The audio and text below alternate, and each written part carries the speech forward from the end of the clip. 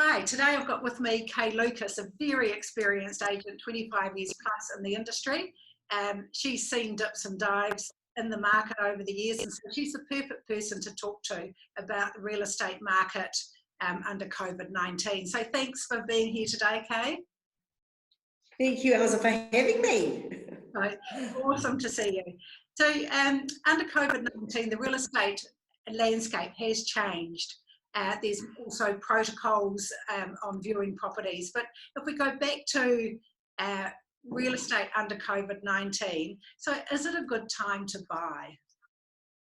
I would definitely say that it is, and if anybody over the time has been thinking that, gosh, their house is too small or too big, we know a lot of first home buyers have actually been saving money without getting the Big Macs or their coffees on the way through. So go to the bank, go to your mortgage broker and get yourself pre-approved and get out there. We believe, looking at on a world landscape, that in a couple of years' time when people can travel, New Zealand's going to be the healthy, wealthy playground destination for everybody. I don't think property is ever going to be any cheaper. The banks, as you know, they have dropped their interest rates. The LVRs, the government are encouraging them to do that as well. But again, with the sort of the uncertainty that's out there, be certain. Get out there, get yourself organised, come to the properties. And as I've always said, if it's the right home, it's the right time to buy. Don't buy into the fact that maybe in 6 months things could be a little cheaper. There might not be so much competition or things like that. Just get out there, get into the marketplace. The vendors also that you'll find that are on the market at the moment, they're there for very good, legitimate reasons. They want to sell. So this is the right time for you to come and buy and take that opportunity. Great. So if I'm a buyer, in the past I'd rock up to an open home, and it's kind of a bit different now, with the whole hygiene and protocols in place. So if I give you a call, Kay, and say I want to look at a property, how will you take me through that process? So certainly before, even when we got the phone calls, it was always very prudent to qualify a buyer. Now it's even more so, and I always cover it off and basically say, I hope I'm not offending you, but now with the COVID rules, we do have to make sure that you are already pre-approved in a position to buy. And it's not only the fact that we are mindful of their own risk that they're going to be coming to meet me and the vendors, but the vendors' risk as well. So we have a form now that we email. So obviously we ask for your email address and we send it through to make sure that you've not been in contact with anybody that's had COVID, or whether they've been with somebody that's had a COVID test, and they email that back to us. I then take the next step and I actually run that past the vendor. I had when we came out of level 4 into level 3, for instance, I had a young couple that had gone from a bubble of 4 and then to 3 with children meeting siblings and the other parent. It went to 34, sort of from Tuesday to Friday. So the vendors, they were over 70, they did not feel comfortable about letting those people through. And it's just then relaying that back to the buyer. It wasn't anything personal, it's for everybody's hygiene and safety. So once we get that form back, and then we can make the time, and then I wear a mask, but we've got the hand sanitizer. It's not about touching anything. The vendors are either leaving all the cupboard doors, wardrobe, pantry open for us, or I'm able to touch it. I have gloves. And then again, we're talking about the social distancing. That's very important as well, just for everybody's safety and comfort. When I arrive, I get there a little early. I'm sanitising the place.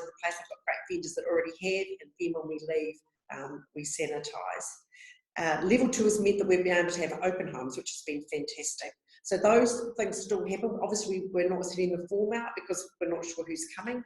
But again, it's 10 people per open home. So it's very prudent to count the number of pairs of shoes at the door and whether or not that you are able to come in, and if not, just wait patiently until we're able to let you in.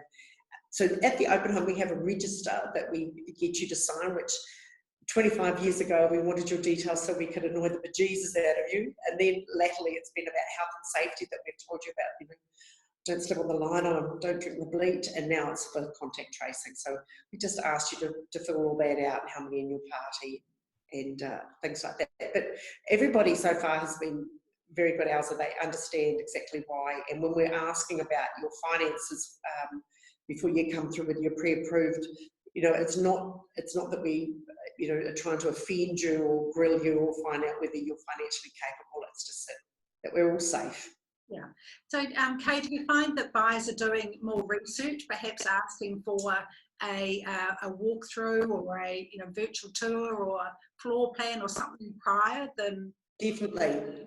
Yeah, definitely. And it's across the board, all age groups are that just wanting that a little bit more detail. A video is fantastic. And then they actually quite like to have you on the phone to just get an idea of which rooms and dimensions and things like that. Floor plans, yeah, fantastic if they can get their hands on that. Certainly, they are doing more research, but the questions are more inquisitive to us, rather than, what do they want and when can we have a look at it? They do all of that. And again, I think because they don't want to put themselves at risk if the property in any shape or form might only be 10% of what they require or think it looks like.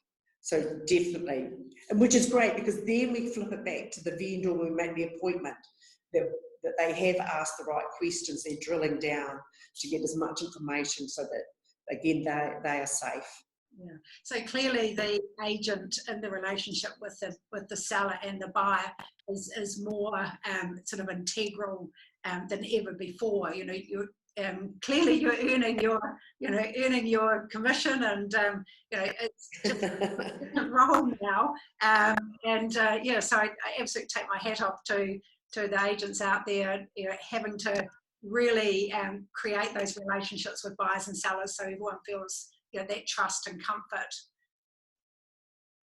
Yeah, well, it's nice. It's like the old days, to be fair. So before the internet, that's what we did. We had great relationships with our buyers, and we sit on the car and drive them around, and it has gone back to that. And